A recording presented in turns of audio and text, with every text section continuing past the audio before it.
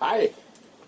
So now, second part of my essay, nobody's an island, but everybody's a ship, which I have already put online. This is the second part in my continuation of finding out in what conditions we are now, as in history, as in psychology, as in reality. The idea is that, okay, we cannot be an island. Nobody is an island. But in a tricky way, we are ships. We are complicated machines. Second part. So here we are. All boats are ships. What was skin are protective planks now. Our eyes became portholes. Everything we see through glass. We do not realize we turned into ships. We hesitate to go on deck. Mostly in our cozy cabins, we look on the world through glass.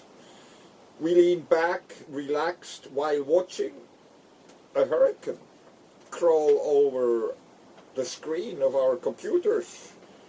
Our piece of glass we hold dear. But not realizing to be a ship or to be a boat is a vulnerability. You might be in the path of a real hurricane and should better prepare. You are not an island anymore where you passively survive. You are a ship where you better act actively. Shorten the sail when the wind picks up. React. We all must to the powers of wind. So the wind gets studied over and over, weeks ahead. But months, not yet. We are out in a wild world, too deep to ever have a chance to drop an anchor. Hold tight. Stop going with the flow. Finding our own pole, not the North Pole or the South Pole, but ourselves in a place. Here,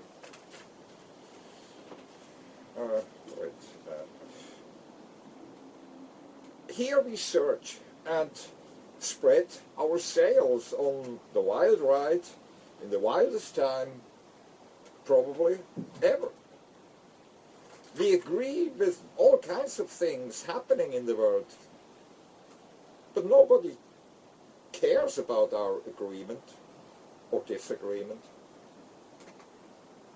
Our distance to each other is in part the result of our hunger for freedom.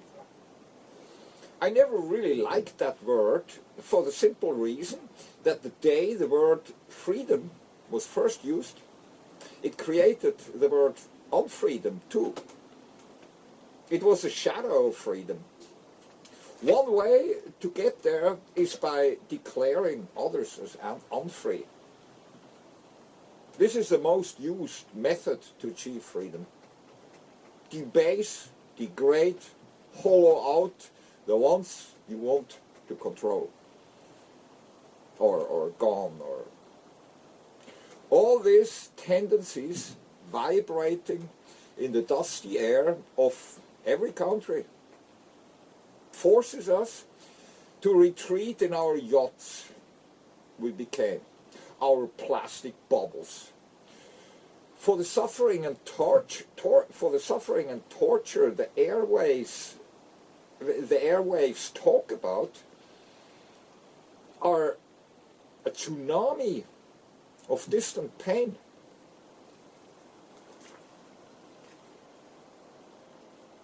Behind all horizons, where not one soul sees us, we suffer. This we find out when we open the hatch, go on our own deck of perception, and realize that we are alone in our ships. It is no longer just curiosity which turned us into boats or ships. No, it's becoming a necessity to approach life as from the bridge of a ship or the cockpit of a boat. So it is also fear which disperses us and the growing field, disperses us on the growing field of emptiness. It is not that we went to the sea. It was the sea which came to us. The flood around with media, chatter, ads, warnings, crime, politics, war, misery. Most medias simply suck empty our hope. It sucks what comes through airwaves. It shallows us like an ocean. It swallows us like an ocean. The shallow fun has gone. We better be boats so we don't sink. Each of us boats, navigating through life in the most intricate way, secretly zigzagging between extremes in us. We can do all that, totally unbound. Whatever you want, expand for, or expand on, go for it. Nobody cares. Everybody has his or her own secret compass. Invisibly, we let us get pulled by the vaguest, weakest force, our own beliefs.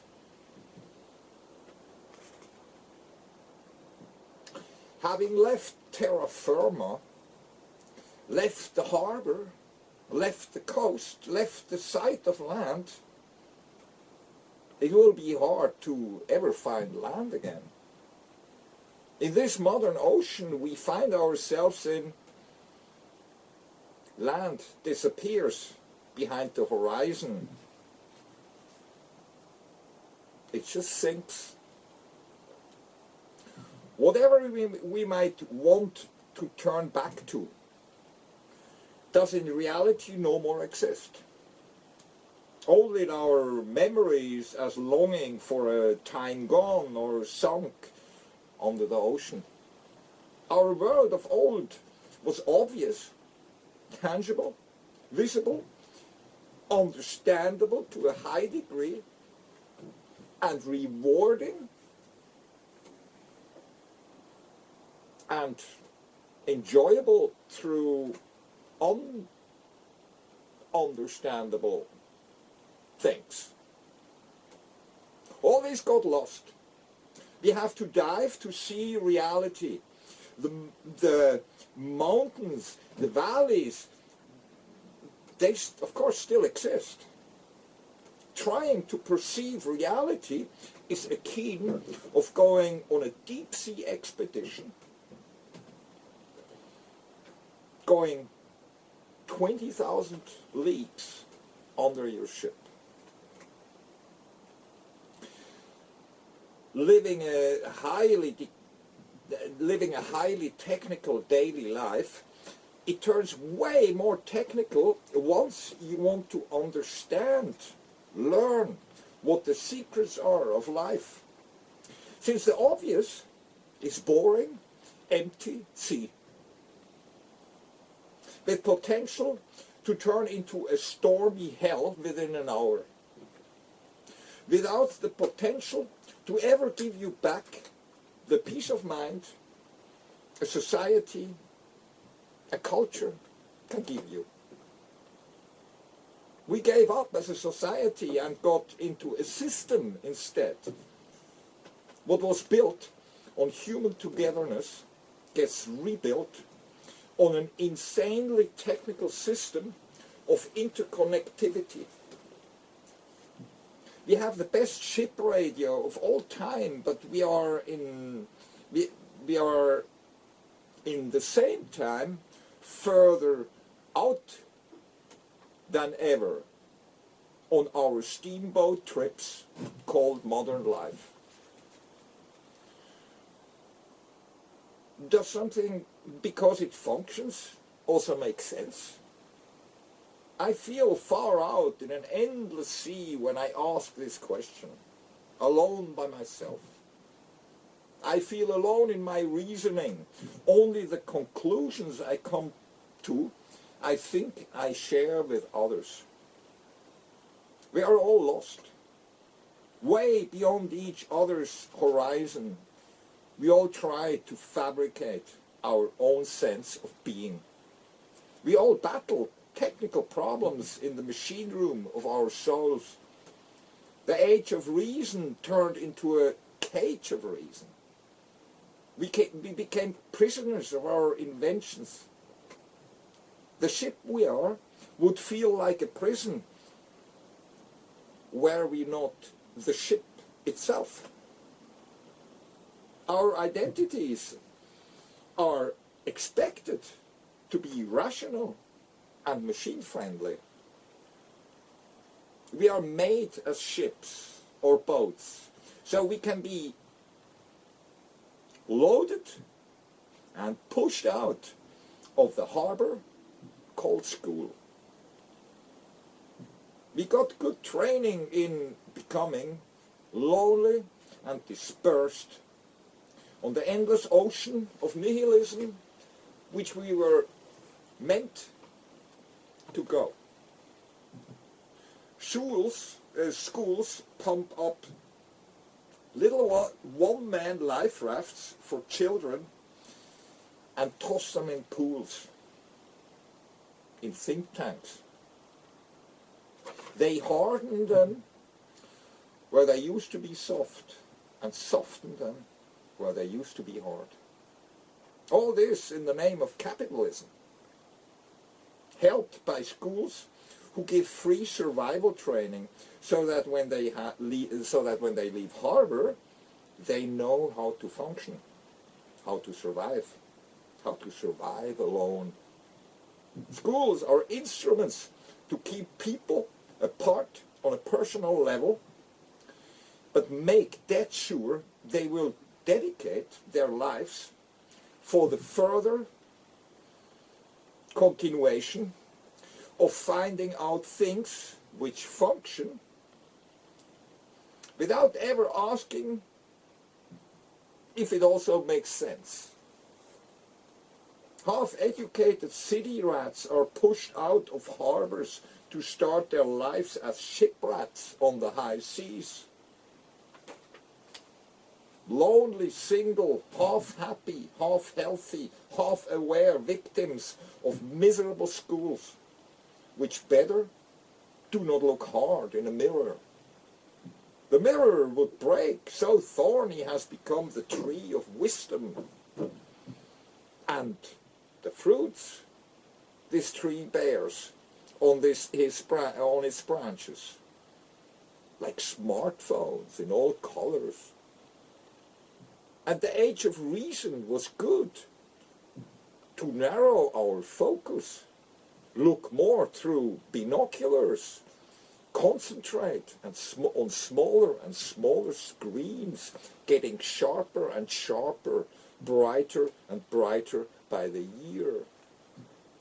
Concentrate, they say, you must. Otherwise, you're entirely free. But now, concentrate. So schools are harboring the grain, the seed stock of what one day will be harvested in the form of participation in the society. This, I think, is the big idea behind school. Think ahead, my child. A good idea. I'm totally for. I was actually on a school ship when I was young. I'm a big friend of any good school. But a preparation for a big steamboat trip ahead, learning how the engine works, is far not enough. Enough as an excuse to lay claim on so much precious time a child has, and not in abundance, as we will find out soon. It is just not enough bang for the buck what normal schools deliver. Their Bible they preach is like the instruction manual of a car, except that the instructions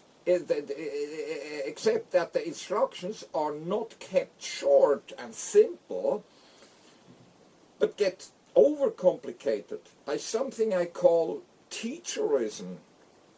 The whole cosmos of people trying to focus our binoculars on their specific, abstractly cut off puzzle of reality. To be connected in a way, in every way one chooses. Be free. And now, please leave the harbor and go to sea. Vanish from our perception. The next generation has to be taught. Same planks, same maps, similar shapes.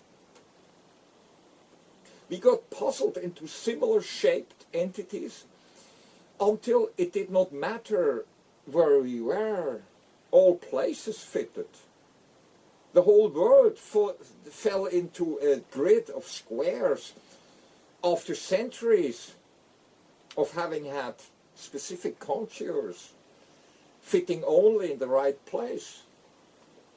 All gone. We became global citizens and felt happy about, proud even, for about 2 hours. Until we realized how little we were now as global citizens. How cast out we became into the seas of dispersed, diluted cultures which slowly mix into a meaningless grey. Artistic wilderness has been slashed and burned and replanted by art coming out of machines, helped by artificial intelligence. Our intelligence has been diluted by seeing more intelligence in others. The school syndrome, I call it. The big picture of the school is we trust others more than ourselves. We get belittled by the newest knowledge in science. The more is known, the dumber I must therefore be. Suck it, the teachers say, and do not ask if it makes any sense to you. You are not in the picture. You try. We try to tell you every detail about. You are not the scope. We just show you the how, not the why. And we will make sure the how will be so big of a question that the why will never come up in your mind. Artificial is a new art, and intelligence a new creativity. Sounds smart by looking at it as a ship. Who needs art? Who needs a rainbow on the side of the ship where neither you see it nor anybody else? You still keep a flag up, but the rest is pure function. To pump the leaking boat you are is goal enough. a dream here and there, okay, but not a vision to speak of. Because there is no other to speak to. The far land of fantasy, which truly existed, the terra firma, which gave us food of thought, all we held dear and sacred, the soil we stayed on, to the regularity of seasons, has melted under the magnifying glass of modernity. Not the magicians have ruined our optimism. We always needed optimism to live good lives. Not the magicians forced us in the lifeboats, but the unmaskers of our magicians. Since, unlike them, the magicians were never as convinced about their magic as the people of hard science were continued to be right, hardcore right. Not eternally right, because corrections are allowed, but in the moment they are as right as anything can be.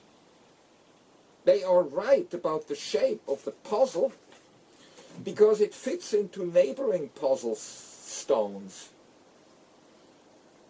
There is a clearer and clearer picture of the sky coming together, but the edges are still open and fuzzy, but since science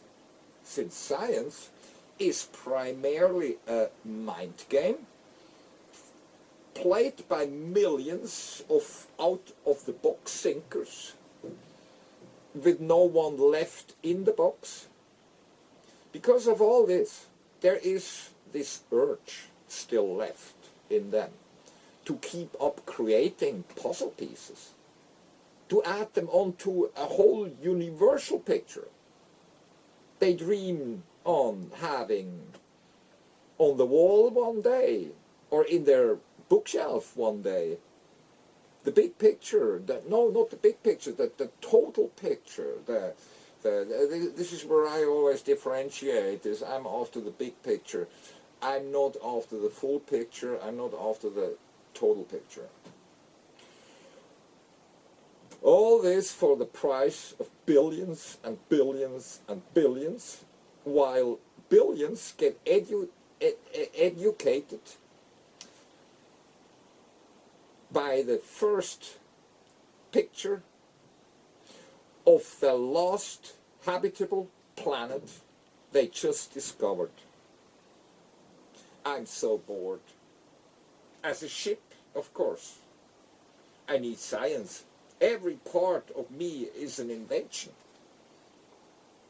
I'm a motor, a sail, and an anchor. I'm interested in exactly one habitable planet. I'm not a madman. All I like to do is look at the big picture. I see wonders all around. Reality is what I can smell. All else might be a projection, a glass with pictures projected from behind, or electromagnetic vibrations creating sounds. As a boat, you do not smell much. The sea we found us in is sterile and without smell. And wherever there is a smell, it is us alone. The smell of reality lays far beyond horizons. We are the only true reality. Therefore, we reached freedom in unforeseen ways, and we would never have it imagined. Because now we are forced to be free. We wanted to be free, then we slipped on a greasy slide into a trap into maybe the mouse hole of all mouse holes, since the freedom we had in mind turns into an obligation in life. The ropes holding us together were cut with sharp arguments that true freedom means cutting all ropes wherever one pleases. Do anything you want. Then you are free. This all had deep-reaching effects on all of us. The deeper we sunk in the mouse hole, the darker it got, and the less we had our eyes on each other. Freedom turned into a self-evident battle cry of at least half of humanity. The ones turned into ships, boats, entities with no roots but keels to keep on their specific individual course. There is a competition going. Winners turn into super yachts, losers into rubber boats, while the middle class rose against the winds of change in what used to be termed pleasure boats. The foundation of the belief system we built our future on melts quicker than the glaciers of Greenland. Modernity gets liquidated against its own premises. What was meant to change the world ignites the world. Mentally, we are close to going to sea. Physically, because the land is on fire. Long we waited for the age of Aquarius. Now we realize it has begun. Each having fun in his or her floating bubble, in color and shape, unlike any other bubble. Individuality with the individuality with the charge of a torpedo, should we encounter other ships. Okay, end of story. That was the second part of my hopefully soon famous story I wrote here on a boat in New Zealand in a small bay on a small island. And I hope you can make kind of sense out of this and follow me a little bit, like what I'm finding out since years of research about the basic question I have is very simple. What is good life? I test this question and really try to get results of that. I've done several expeditions to Melanesia and followed up on cultures which are so vastly different from the culture of the West that it makes me almost jealous and makes me kind of cry.